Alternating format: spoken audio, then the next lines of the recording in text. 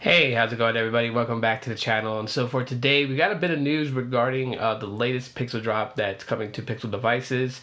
We got a little bit of info on the Pixel 4a and just about when it's going to be released. And on top of that, we got some iOS 14 news. So keep it locked, and all that information coming to you right now.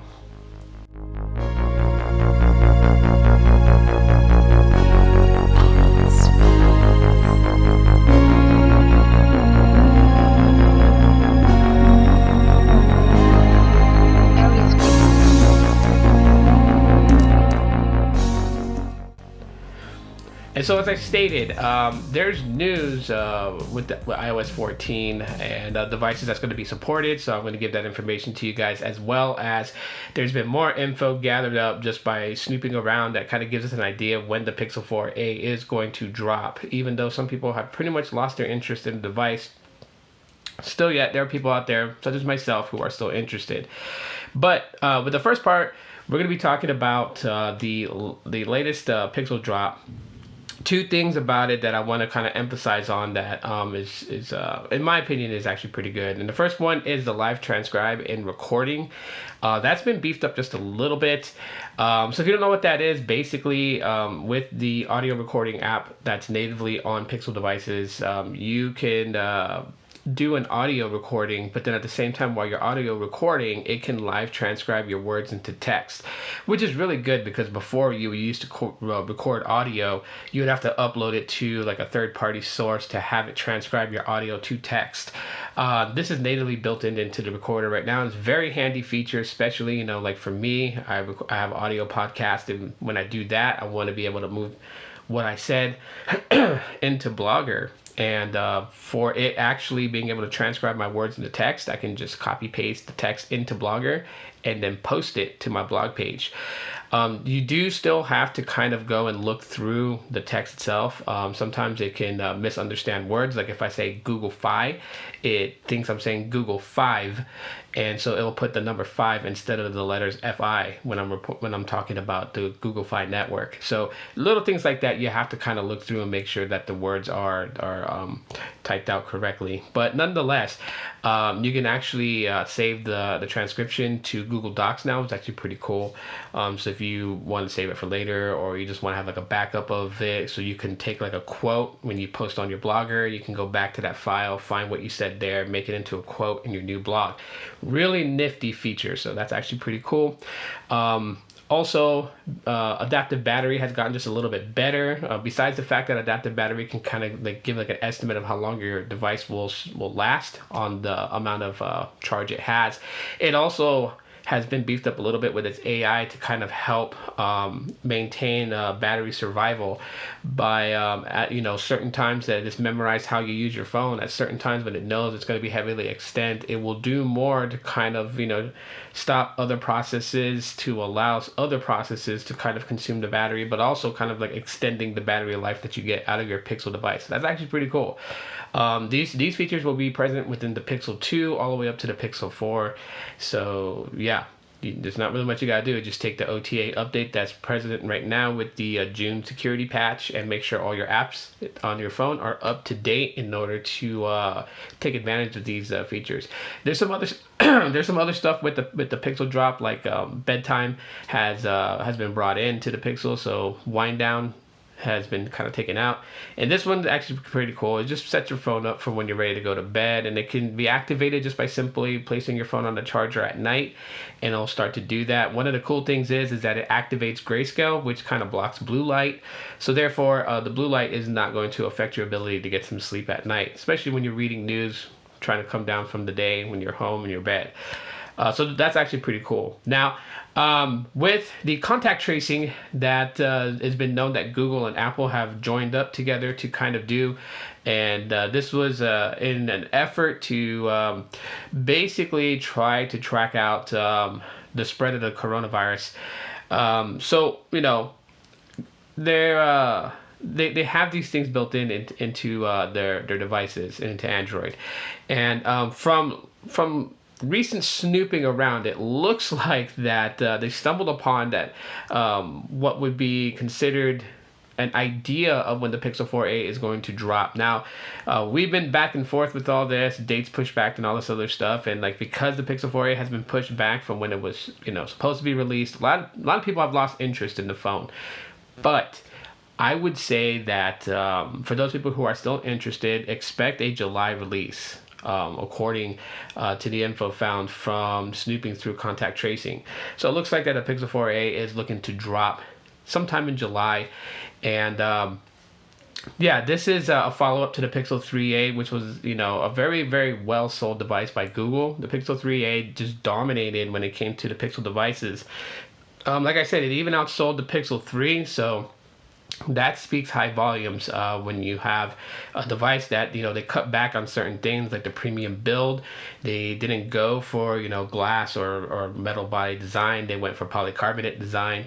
No wireless charging, no IP certification, water resistance, and it had a headphone jack. And so when the Pixel 3a dropped, a lot of people went for that phone, and I couldn't blame them, especially when the pricing was around $400 for the phone. So with that being said, all eyes were on the Pixel 4a to drop. Now, I know a lot of people lost interest in it because the dates kept getting pushed back and people are looking at it, well, it's going to be released now, so or later on or whatever, and we have the iPhone SE, we have the OnePlus 8, we have the TCL 10 Pro, we have so many different devices that came out. People just kind of lost faith, like when this device comes out, no one's really going to care. But only time will tell exactly how this device will do when it releases, because things change. The moment that this device is available for purchase online, minds will change. And yeah, so I'm just saying this because like people have been hitting me up on Twitter and whatnot, trying to give me an idea. Shout out to Mikey. He went on my Twitter and said that it was the Just Black variant was going to come in July, and then the other colors was going to come in October, and the Pixel 5 was going to get pushed back on the release. Who knows really what's exactly going to happen? I mean, there is some time between now and October for the Pixel 5. I don't know about Google releasing the Just Black variant of the Pixel 4a now and then the other color in October. That just doesn't compute in my head. The only thing that I can think of that people would say why they would do that is because of the manufacturing scale, since this pandemic all over the world, that they may just have like the Just Black variants ready and available to sell, and the other colors will probably come later on, but who knows exactly. And then finally, iOS 14 has been said to be coming out soon. And then with iOS 14, people were wondering if these three particular phones were going to get the update. So we have the iPhone 6s Plus, the iPhone 6, and the iPhone SE. That was one of the major concerns. Some people were assuming that with iOS 14, the 6s was going to be dropped like the iPhone 6 was dropped when iOS 13 came out. And to my surprise, basically Apple just said that any device that's running iOS 13 will get iOS 14. Now, we don't know exactly how that's going to play well with an older device such as the iPhone 6s series and the iPhone SE, but it's nice to know that these devices will get the latest iOS device. But we are pretty sure that iOS 14 will be the last iteration of iOS that these three devices will get, and then they will fall off and no longer be supported by Apple, where then the iPhone 7 would be the very bottom of that totem pole, receiving updates from Apple. But nonetheless, I mean, excited to see what iOS 14 brings to the iPhone. Definitely looking forward to that. And yeah, when it comes to it, like some people will be like, well, I love my iPhone 6s. So what do I gotta do now? Do I gotta upgrade to a newer iPhone once it stops being supported? And that's really solely at your discretion. Some people still rock an iPhone 6 that's no longer supported. I mean, iOS, even if like iOS 14 comes out, it's not like it's going to be like this great big OS change from iOS 13, right? Like when you look at Android updates, like from like Marshmallow to Nougat, to Oreo to Pie, you see subtle changes. Like even from Jelly Bean to Kit Kat, you see subtle changes and changes in the UI and how the UI interacts with us when we use it. With iOS, there's not. I mean, it's it's always going to stay the same. It's always going to have apps like that. It's always going to have apps down here at the bottom. And the more that you download apps, the more the page fills up. There's not really too much of a change. Most of the changes you'll see in iOS has to do with features itself. The features that that come towards it. That's pretty much the major changes. But as far as the user interface, that's not really going to change that much. And some people really just kind of look at a user interface change as a big change.